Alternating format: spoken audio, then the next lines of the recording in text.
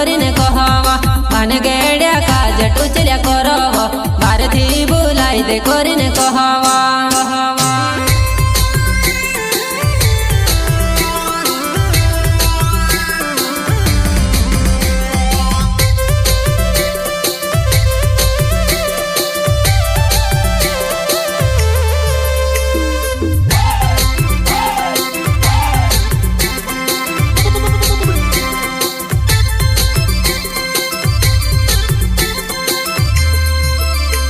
मैं देखने आयु वो छापा तू डूचे डूचे वो तारी काई कमी छे वो सामने कहानी आवे तू ओए कहाँ देखो तू नी देखा पड़े वो कहाँ भावो तू नी सामने आवे वो कहाँ देखो तू नी देखा पड़े वो कहाँ भावो तू नी सामने आवे वो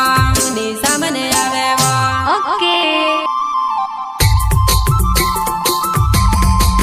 सपना मोटा छे वो तू काई कोसी छे वो देखा कहानी पड़े तू सामने कहानी आवती तू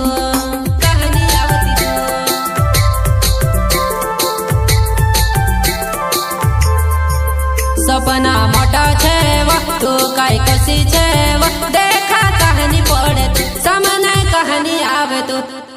यहाँ देखो तू नी देखा पड़े वो घर जाने में कसुराज दीदी स्वा यहाँ देखो तू नी देखा पड़े वो घर जाने में कसुराज दीदी स्वा।